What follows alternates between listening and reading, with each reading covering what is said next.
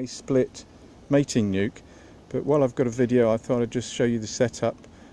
So I've got a colony here which is set up as a starter with a cloak board, so you can take grafts and then put the cell bar in the top, close off the cloak board so that the top section becomes queenless, and that will start off your queen cells.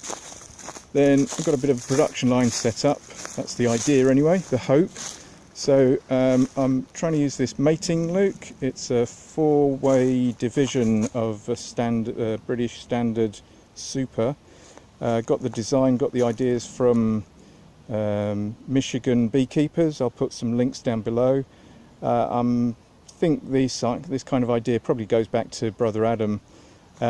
So I quite like the idea using equipment you've already got, using half frames, frames literally cut in half. Then as things move on you can put them into standard nukes and then on into a full-size hive. Just point out the half frames quite nicely, you can link them together using a bridge.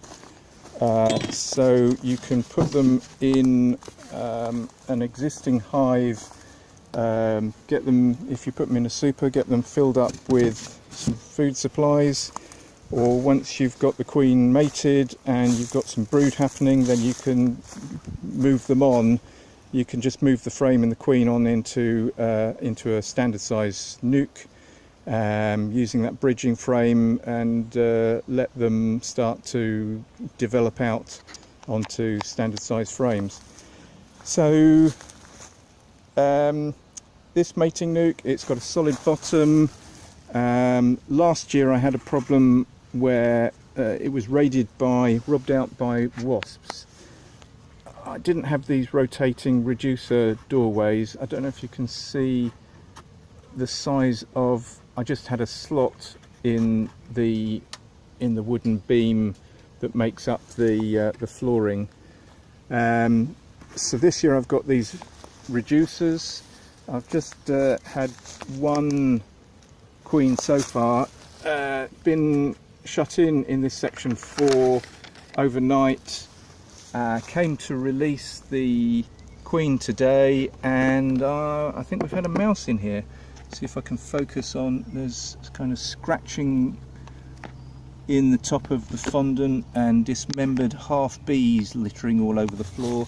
There's one half bee, just the abdomen of a bee stuck there by the doorway. So I had this reducer on the full open position. When I had them sitting in here overnight, I had it on this, which I thought was a mouse guard position. This is too small, doesn't allow the worker bees to come and go.